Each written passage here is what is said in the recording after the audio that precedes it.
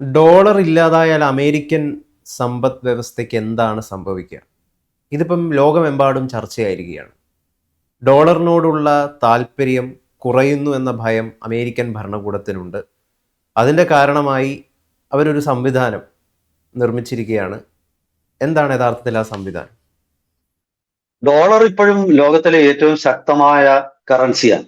ഇതുവരെ നമ്മൾ ഈ സംസാരിക്കുന്ന സമയം വരെ. പക്ഷേ ഭാവിയിൽ അങ്ങനെ ആയിരിക്കില്ല, അധികം താമസിയാതെ തന്നെ അങ്ങനെ ആയിരിക്കില്ല എന്നുള്ള സൂചനകൾ പുറത്തു വരും. ഈ സൂചനകൾ വെറും ഗൂഢാലോചന സിദ്ധാന്തമല്ല. ഈ സൂചനകൾ അമേരിക്കൻ സർക്കാരിന്റെ ചില നടപടികൾ, അതിന്റെ അടിസ്ഥാനത്തിലാണ് ഇങ്ങനെ ഒരു ചിന്ത വന്നിരിക്കുന്നത്. ഇത് തികച്ചും യാഥാർത്ഥ്യമാണ്. അമേരിക്കൻ സമ്പദ്ഘടനയുടെ ശക്തി അവരുടെ കറൻസി മാത്രം. അമേരിക്കയ്ക്ക് ട്രേഡ് സർപ്ലസ് ഒന്നുമില്ല. ചൈനയ്ക്ക് ഒരു വർഷം 2-3 ട്രില്യൺ ഡോളറിന്റെ ട്രേഡ് സർപ്ലസ്. അമേരിക്കൻ സമ്പദ്ഘടന നിലനിൽക്കുന്നത് ചില മലയാളി കുടുംബങ്ങളെ പോലാണ്, കടം വാങ്ങിച്ച. അമേരിക്കയ്ക്ക് ഈ കഴിഞ്ഞ ദിവസങ്ങളിൽ അമേരിക്കയുടെ കടം സർവ്വകാല റെക്കോർഡിൽ എത്തിയെന്നാണ് വാർത്തകൾ സൂചിപ്പിക്കുന്നത്. അതായത് 40.09 ട്രില്യൺ, ബില്യൺ അല്ല, ട്രില്യൺ, TRILLION, ആ ലെവലിൽ എത്തിയിരിക്കുകയാണ്. അപ്പോ ഇത്രയും കടം ഉണ്ടെങ്കിൽ പിന്നെ എങ്ങനെയാണ്? കടം നമ്മൾക്ക് അറിയാം, നമ്മുടെ ചുറ്റുമൊക്കെ ആൾക്കാരുണ്ട്. ഭയങ്കര ലോൺ എടുത്ത് ബെൻസ് കാർ വാങ്ങിക്കും, ലോൺ എടുത്ത് വീട് വെക്കും, ലോൺ എടുത്ത് ഭക്ഷണം കഴിക്കും, എല്ലാം ചെയ്യും, 5 സ്റ്റാർ ഹോട്ടലിൽ പോകും. കുറച്ചു കാലം കഴിയുമ്പോൾ കുടുംബം കൂട്ടത്തോടെ ആത്മഹത്യയും ചെയ്യും. അപ്പൊ എന്തുകൊണ്ടാണ് അമേരിക്ക പ്രസിഡന്റ്, അമേരിക്കൻ ഭരണകൂടവും ഇങ്ങനെ തകർന്നു വീഴാത്തത്?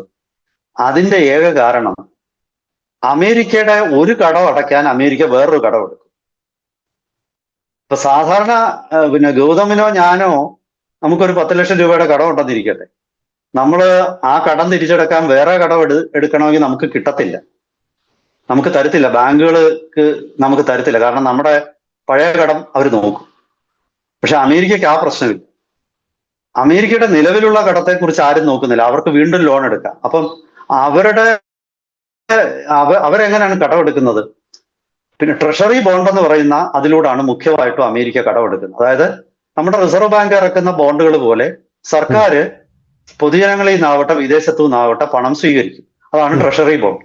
ആ ട്രഷറി ബോണ്ട് വാങ്ങിക്കാൻ ആൾക്കാരുടെ ക്യൂ ആണ്. അതെന്തുകൊണ്ടാണ്? അമേരിക്കയുടെ വലിയ സമ്പദ്ഘടനയാണ്, അതിൽ നമുക്ക് വിശ്വാസമുണ്ട്. ഇതിന്റെ ഈൽഡ് എന്ന് പറയുന്നത് ഡോളറാണ്. ഇത് മാറി ഈ അമേരിക്കൻ ട്രഷറി ബോണ്ട് നമ്മൾ മാർക്കറ്റിൽ വിറ്റാൽ നമുക്ക് ഡോളർ കിട്ടും. അപ്പൊ ഡോളർ ആവശ്യമുള്ളവരെല്ലാം ഇത് വാങ്ങിക്കും. ആ ഡോളറിന്റെ ആവശ്യം നിലനിൽക്കുന്നത്, ഡോളറിലാണ് ലോക വ്യാപാരം നടക്കുന്നതെങ്കിൽ ട്രഷറി ആവശ്യക്കാർ ഒരിക്കലും അവസാനിക്കില്ല. അതായത് അമേരിക്ക മാർക്കറ്റിൽ നിന്ന് കടമെടുക്കുന്ന അമേരിക്കയുടെ കറൻസിയിൽ തന്നെ ഇന്ത്യ കടമെടുക്കുന്നത് അമേരിക്കയുടെ കറൻസിയിലാണ്. ലോകത്തിലെ എല്ലാ രാജ്യങ്ങളും കടമെടുക്കുന്ന അമേരിക്കയുടെ കറൻസിയിലാണ്. അത് കാരണം അവർക്ക് വലിയ ബുദ്ധിമുട്ടാണ്. അങ്ങനെ നമ്മൾ കടമെടുക്കാൻ പോയാൽ നമ്മുടെ രൂപയുടെ മൂല്യം താഴെ പോകും. പക്ഷെ അമേരിക്കയ്ക്ക് പോവില്ല. കാരണം അമേരിക്കയുടെ ബോണ്ട് വാങ്ങിക്കാൻ ആളിന്റെ ബഹളമാണ്. പക്ഷെ പെട്ടെന്ന് ഈ കാര്യങ്ങൾ മാറാൻ തുടങ്ങിയിരിക്കുന്നതായിട്ടൊരു സൂചന. ആ സൂചന എന്തുകൊണ്ടെന്ന് വെച്ചാൽ, ജപ്പാന് ആണ് ലോകത്തിലെ ഏറ്റവും അധികം ട്രഷറി ബോണ്ട് കൈവശം വെച്ചിരിക്കുന്ന വിദേശ രാജ്യം. ആ ജപ്പാന് ഈ ട്രഷറി ബോണ്ട് മാർക്കറ്റിൽ കൊണ്ട് വിൽക്കാൻ ശ്രമിച്ചു കഴിഞ്ഞ ദിവസം. അത് ഒരു സൂചനയാണ്. അതിനെക്കുറിച്ച് ഞാൻ കുറച്ചുകൂടെ വിശദമായിട്ട് പറയാം. മറ്റൊരു കാര്യം കൂടെ പറഞ്ഞിട്ട് ഞാൻ ഇതിലേക്ക് തിരിച്ചു വരാം. ട്രഷറി ബോണ്ട് വിൽക്കാൻ ശ്രമിച്ചത് സ്വാഭാവികമായിട്ടും അമേരിക്കയെ പരിഭ്രാന്തപ്പെടുത്തി. കാരണം ഒരു 200-300 ബില്യൺ അമേരിക്കൻ ഇത് അങ്ങോട്ട് വിറ്റ് കഴിഞ്ഞാൽ സ്വാഭാവികമായിട്ടും അമേരിക്കയ്ക്ക് പ്രശ്നമാണ്. ഡോളർ ആർക്കും വേണ്ടാതെ വരും. ഡോളർ ഇഷ്ടം പോലെ മാർക്കറ്റിൽ അവൈലബിൾ ആണ്.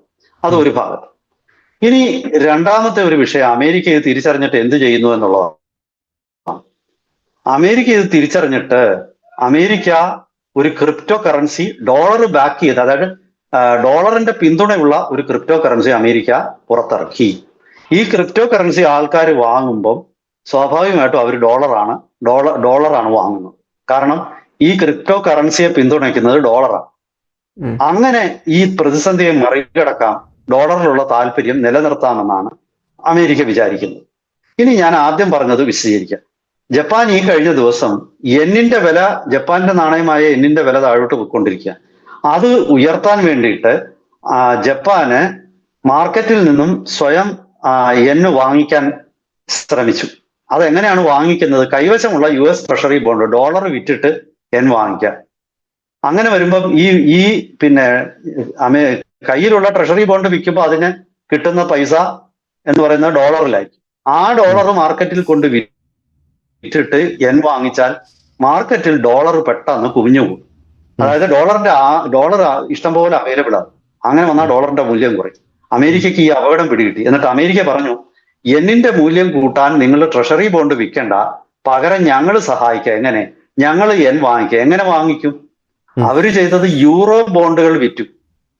അതായത് യൂറോ ഡിനോമിനേറ്റഡ് ആയിട്ടുള്ള യൂറോപ്യൻ യൂണിയൻ ഇറക്കുന്ന ബോണ്ട് അമേരിക്കയുടെ കൈവശവും. ഈ ബോണ്ട് മാർക്കറ്റിൽ വിറ്റിട്ട് മാർക്കറ്റിൽ യൂറോ കൊണ്ട് ഡംപ് ചെയ്തിട്ട് യെൻ വാങ്ങിച്ചു. യൂറോപ്യൻ യൂണിയന് ദേഷ്യം വന്നു, പക്ഷെ ഒന്നും ചെയ്യാൻ പറ്റത്തില്ല. അത് അപ്പോ അമേരിക്കയ്ക്ക് ഡോളറിനെ കുറിച്ച് പേടിയുണ്ട് എന്നുള്ളത് ഈ ഒരു സംഭവം തെളിയിച്ചു. ഇനി രണ്ടാമത്തെ സംഭവം, ഇപ്പോ ഈ പറഞ്ഞ, അതായത് നമ്മള് സാധാരണ ക്രിപ്റ്റോ കറൻസികൾക്കുള്ള പ്രിയം ലോകത്തിൽ വലിയതായിട്ട് വർദ്ധിച്ചിരിക്കുകയാണ്. നമ്മളൊക്കെ കേട്ടിരിക്കുന്ന ക്രിപ്റ്റോ കറൻസിയാണ് ബിറ്റ്കോയിൻ. ലോകം കേട്ടിട്ടുണ്ടാവും ബിറ്റ്കോയിൻ എന്നുള്ളത്. ബിറ്റ്കോയിൻ ആരിറക്കുന്നതാണെന്ന് ആർക്കും അറിയാം. അത് ഒരു പ്രത്യേക രാജ്യം പിന്നെ ഇറക്കുന്നതല്ല. ബിറ്റ്കോയിൻ ഇറക്കുന്ന ഒരു വ്യക്തിയാണോ ഒരു കൂട്ടം ആൾക്കാരാണോ ഇതൊന്നും ആർക്കും അറിഞ്ഞു.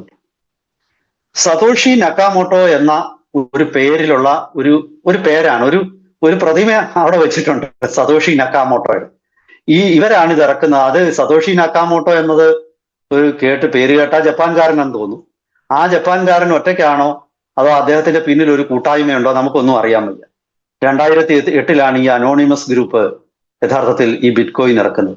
ഇന്ന് ഏതാണ്ട് 1.46 ട്രില്യൺ US മൂല്യമുള്ള 2 കോടിയിലധികം ബിറ്റ്കോയിനുകൾ മാർക്കറ്റിൽ അവൈലബിൾ ആണെന്നാണ് കണക്കാക്കപ്പെട്ടിരിക്കുന്നത്. അത് ബിറ്റ്കോയിൻ എന്ന് പറഞ്ഞാൽ അങ്ങനെ ഒരു കോയിനൊന്നും ഇല്ല, ഇതൊരു കോഡ് മാത്രമാണ്. ഈ കോഡ് കൊടുത്താൽ നമുക്കൊരു സ്ഥലത്ത് പോയിട്ട് ഈ ട്രാൻസാക്ഷൻ നടത്താം. ബിറ്റ്കോയിൻ സ്വീകരിക്കുന്ന ഒരുപാട് സ്ഥലങ്ങൾ ഇന്ന് ലോകത്തിൽ വന്നു. ബിറ്റ്കോയിന് അങ്ങനെ വളരെ കുറച്ച് രാജ്യങ്ങളുടെ അംഗീകാരമേ ഉള്ളെങ്കിലും സ്വാഭാവികമായിട്ട് വലിയ പണക്കാരുടെ ഇടയിൽ അതിനൊരു അംഗീകാരം, ആ അംഗീകാരം അതിന് വന്നു കഴിഞ്ഞു. അപ്പോ പലരും ഈ ബിറ്റ്കോയിനിൽ തന്നെയാണ്, ഈ ബിറ്റ്കോയിൻ ഇപ്പം പുതുതായിട്ട് അവർ ഇറക്കുന്നില്ലെന്നാണ് എനിക്ക് തോന്നുന്നത്. അങ്ങനെ ഇറക്കിക്കഴിഞ്ഞാൽ തീർച്ചയായിട്ടും അത് വാങ്ങിക്കാൻ ആളുണ്ടാകും. അതിനൊരു ബദലാണ് ഇപ്പൊ ഈ അമേരിക്ക ഇറക്കുന്ന സ്റ്റേബിൾ കോയിൻ എന്ന് പറയുന്ന US ഡോളർ കോയിനുകൾ. അതിപ്പോ ഏതാണ്ട് 300 ബില്യൺ, മറ്റേത് ട്രില്യനാണ്, ഇത് അത്രയ്ക്കൊന്നുമില്ല. 300 ബില്യന്റെ മൂല്യമുള്ള US ഡോളർ കോയിൻ ഇപ്പോൾ മാർക്കറ്റിലുണ്ടെന്നാണ് പറയപ്പെടുന്നത്. അത് കൂടാതെ സെൻട്രൽ ബാങ്ക് ഡിജിറ്റൽ കറൻസി എന്നുള്ള ഡോളർ ബാക്ക്ഡ് ആയിട്ടുള്ള ഒരു ഡിജിറ്റൽ കറൻസിയും അമേരിക്ക മാർക്കറ്റിലോട്ട് ഇറക്കുകയാണ്. അതായത് ഇതിലൂടെയൊക്കെ ഡോളറിന്റെ അപ്രമാദിത്വം നിലനിർത്തണം. ലോകത്തിന്റെ വ്യാപാരം ഡോളറിൽ നിന്ന് മാറിക്കൊണ്ടിരിക്കുകയാണ്. ഗൾഫ് രാജ്യങ്ങൾ പലതും തങ്ങളുടെ എണ്ണ വിൽക്കുന്നത് ഡോളറിൽ മാത്രമേ വിൽക്കൂ എന്നുള്ള യാതൊരു ശാഠ്യവും ഇപ്പൊ ഇല്ല. ഇന്ത്യയും UAE തമ്മിലുള്ള കച്ചവടത്തിൽ രൂപ കൊടുത്തിട്ട് നമ്മൾ വാങ്ങിക്കുന്നുണ്ട്. റഷ്യയും ഇന്ത്യയും തമ്മിലുള്ള കച്ചവടത്തിൽ രൂപ കൊടുക്കുന്നുണ്ട്. റഷ്യ മ്യാൻമാറുമായിട്ട് നടന്ന കച്ചവടത്തിൽ രൂപയിൽ ഞങ്ങൾക്ക് തന്നാൽ മതിയെന്ന് മ്യാൻമാറിനോട് റഷ്യ പറഞ്ഞു.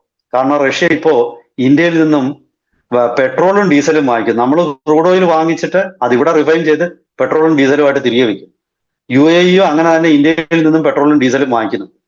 അപ്പം ഇന്ത്യയിൽ നിന്നും സാധനം വാങ്ങിക്കാൻ ആവശ്യമുള്ള രാജ്യങ്ങൾക്ക് ഇപ്പൊ രൂപ ആവശ്യം. അത് കാരണം രൂപയിലുള്ള ഇടപാടുകളുടെ മൂല്യം കൂടി.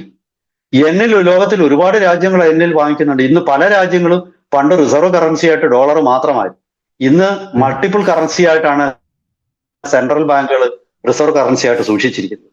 അതുപോലെ തന്നെ സ്വർണത്തിലാണ്, സ്വർണം കൂടുതൽ വാങ്ങിച്ചാണ് ഫോറിൻ എക്സ്ചേഞ്ച് റിസർവ് സ്വർണത്തിലാണ്.